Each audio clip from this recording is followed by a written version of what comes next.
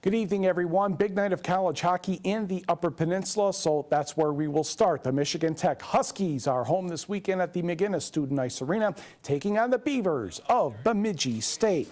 And we'll pick up the action in period number 1, just 48 seconds in after a face-off. David Johnstone from Grand Ledge goes to the backhand, and he gets that one to go for his 6th of the year, and that made it 1-0. Then on the power play, Blake Pietila will get this one to go home, his 11th of the campaign. That was at 17:05, 2-0 Huskies after 20 minutes.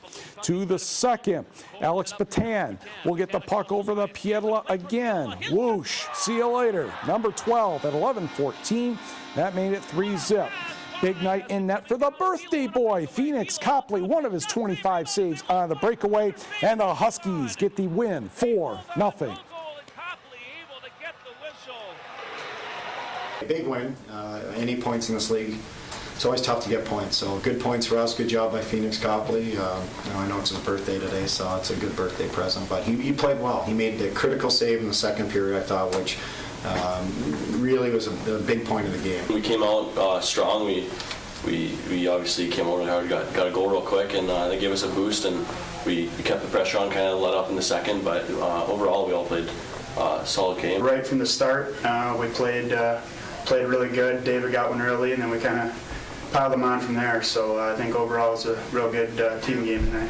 Getting down to Tanner Carroll.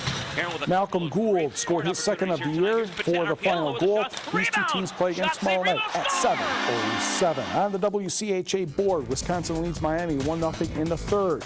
Minnesota takes care of North Dakota 5-1. St. Cloud State in the win column 5-2 over Denver. Minnesota, Duluth, and Colorado College tied at 1 in the 3rd. Meanwhile, in the CCHA, NMU hosting Ohio State, scoreless first. Here's the second. Corey Canisto scores on the near side, and NMU is on the board first. Wildcat fans want another one? Let's give it to them. Eric Higbee to Matt Thurber. Back to Higbee. That one goes over the shoulder, and it's 2-0 Cats.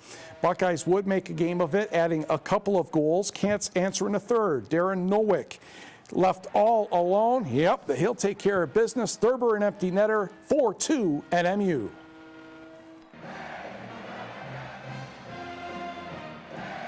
I thought a lot of our best guys played well. I thought we had good contribution from all our forward lines. I think that was important. I thought defensively we were sound, and they have a real ability to make you look not good with their forwards. And I just liked our overall game. There was not one specific thing that I could tell you I liked. So the Wildcats off to a good start in this series. Again, 7:35, the face-off Saturday night. Also in the CCHA, let's go to One Ice Arena in East Lansing, Michigan State, and the goaltender of the week in the CCHA, Jake Hildebrand against Ferris State. In the first period, Ferris on the board, though, as Corey Kane knocks home his 6th of the year at 9:38, and it's 1-0 Ferris State.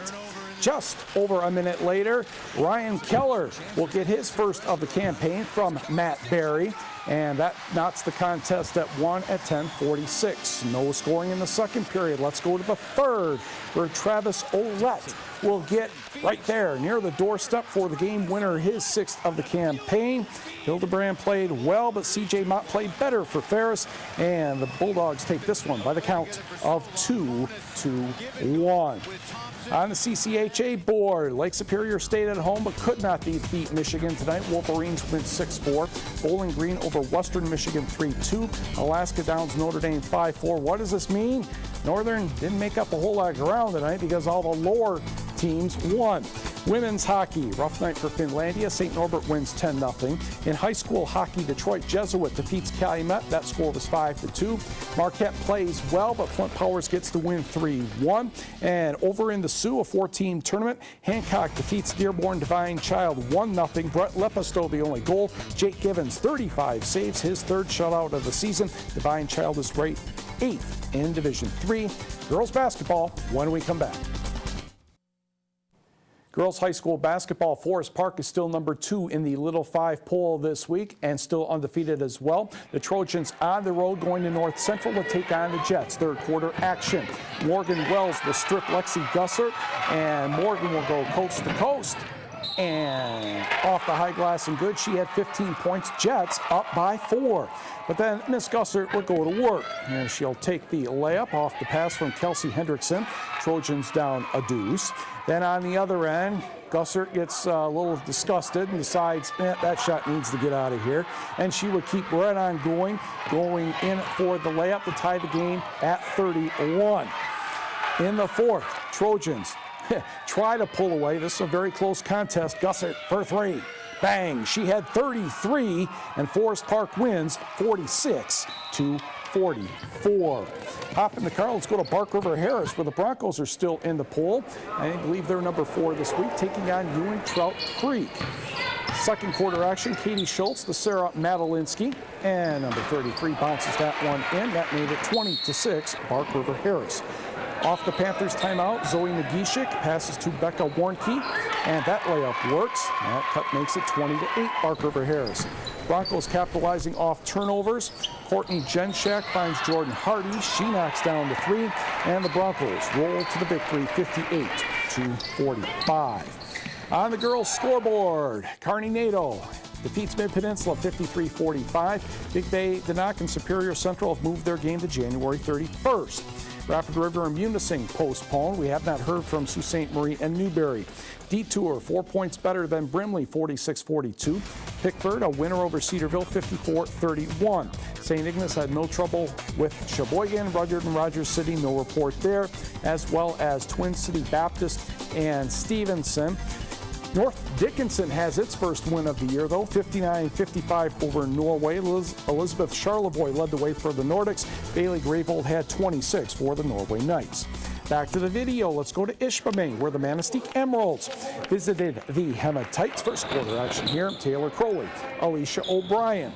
Her foot must be feeling better. Oh, that's the high arc that goes. She had 19, 2-0, blue and white. Tom Graves filling in for Coach Mark Delangelo on this evening. Next for Manistee, Kyra Lazan to Leah Cook, and Leah fires with some good backspin and gets that one to go. We're tied at 2. Now, last couple weeks ago, we had a blooper with a referee catching a pass. Watch this. Thanks, Mike. Good job. That's faster than Gary O'Brien move. Didn't say that. Yeah, I made the catch on that pass. How about that? Referee David St. Ange has a good memory. On the other end, Jessica Spencer, the hoop and the harm. She had 16. That made it 5-2. And Kyra Luzon would get the steal and the score. And Ishpeming was off and running, and they went on to win by the count of 47-19. Gabby Coley's going to score a hoop here for the Hematites. Meanwhile, over in Negaunee, it's the Patriots against Westwood. Oh, Steve Brownlee, wake up, Steve. Steve from the Mining Journal, wake up. Third quarter action, Negaunee up a dozen. And off the steal, it is Elizabeth Dauphine Van Buren with another high arcing shot. And that puts the Patriots within 10 at 28-18. Next, steal by Gabby Hebert.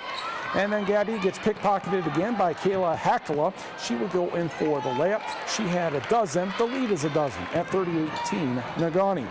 Next, Alexis Forcini, Gabby Hebert over to Taryn Moyle. She knocks down the outside shot. In fact, she made the next basket. That cut it to 30-22. Pressure defense works for Negaunee too, as Taylor Wilbur gets the ball and puts that one in. And it's a victory for the Miners. Patriots made a run but fell short, 48-45.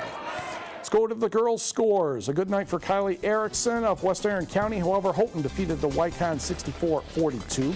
Hancock knocks off Chassell 46-29. A good ball game over at Lakeland and Howell. Ontonagon the winner 54-49. Kelsey Ross poured in 29 for Lots. The Purple Hornets 66, Dollar Bay 42. Baraga, 5-point winner, sneaking past Jeffers 46-41.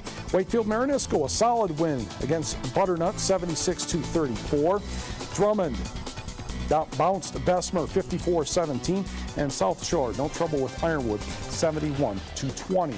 On the boys' scoreboard, it's Ironwood getting 20 points from Adam Mackey, getting rid of South Shore 61-34.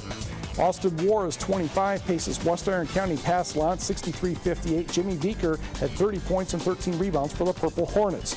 Jared Buxton poured in 24 for Gladstone, but Devin Harris had 18 assists for Menominee. Maroons 70-63 over Gladstone. Sault Ste. Marie 67, Newberry 42. Rudyard, thanks to Cody Mesnard's efforts, get past Rogers City 61-33.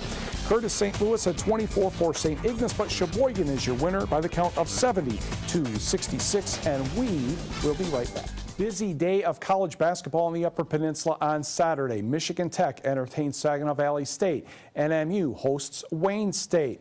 Finlandia takes on Northland International at the Pavel Nurmi Gym. And Gogibic Community College is home as well against Silver Lake College. The Michigan State men host Ohio State. We have the Upper Peninsula Wrestling Championships taking place in Marquette. A couple of big football games on Sunday. Whew, that's a big weekend for us. We'll get the most of it Saturday, maybe show a little bit on Sunday as well. Thanks for joining us. Have a good weekend.